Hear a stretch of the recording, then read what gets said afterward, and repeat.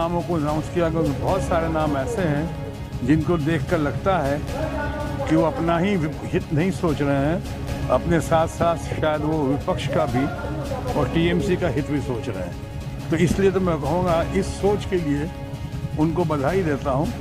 लेकिन वो कुछ भी कर लें, कोई भी नाम अनाउंस करें, कितने लोगों का टिकट काटें, कितने लोगों को कट फॉर सीट करके इधर का उधर, उधर का इधर करके उलट फेर करके लाएंगे, 400 पार या 370 ये भूल जाए, किसी कीमत पर संभव नहीं है।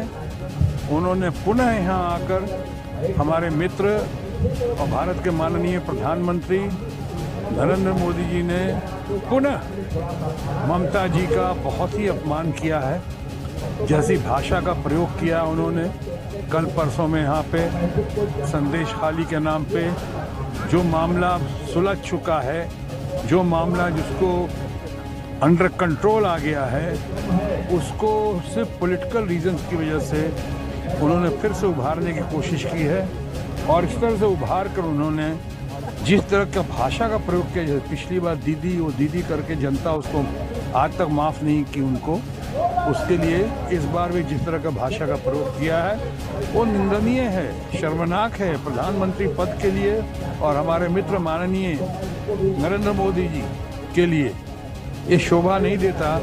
और बंगाल की जनता जो है उसका जवाब देगी और बहुत अच्छी तरह उनको पता है कि इस बार जो है वो जो 400 पार और 300 पार कह रहे हैं, 370 पार कह रहे हैं और 300 पार कह रहे हैं, और अपना बजट से लेके अपनी योजना 2047 तक कर सकते हैं की बात कर रहे हैं। मैं आपको कह देता हूँ, पिछली बार भी बंगाल में उन्होंने कहा था 200 पार। आपके सामने मैं आज कह सकता हूँ, उस वक्त 200 पार कहा था तो 70-75 सीटों पर निपट गए। वो भी कैसे निपटे उस पर मैं ज़्यादा नहीं जानना चाहूँगा, बहुत सारे इसमें बातें हुई। तो इस बार अगर उसी औसत से आ जाएं तो 200 कहा था तो 70-75 पर निप गए। अब 400 पार कह रहे हैं तो यहाँ भी उन्होंने 150-200 पर निपट जाएंगे, इससे आगे नहीं बढ़ सकते। अगर इस गलतफहमी में तो भूल जाए। वैसे जिस तरह के नामों की घोषणा की है और अभी आज आपने जैसा बताया, मैं फिर से कहूँगा कि उनका इंटरनल अफेयर है, जिसका करें, लेकिन मैं इनमें से बहुतों को नहीं जानता हूँ और ना ही मेरे अंदर कोई ऐसी प्रतिस्पर्धा की कोई दौड़ है उनके लिए, उन लोगों के लिए। मेरे पास मुझे आसनसोल की और बंगाल की जनता का, बिहार की जनता का, झारखंड, उड़ीसा, पूरे देश जो मिनी हिंदुस्तान है आसनसोल, उसकी जनता का भरपूर आशीर्वाद है।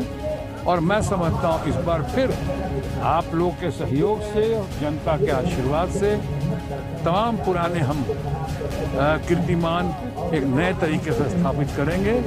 ये उम्मीद भी है, ये कामना भी है और ये मेरी प्रार्थना भी है। बिहार के दो माटी के लाल, एक शत्रुघ्न सिन्हा, दूसरे पवन सिंह, आज पश्चिम बंगाल आसनसोल की धरती पे चुनाव लड़ रहे हैं, क्या इसका प्रभाव पड़ेगा?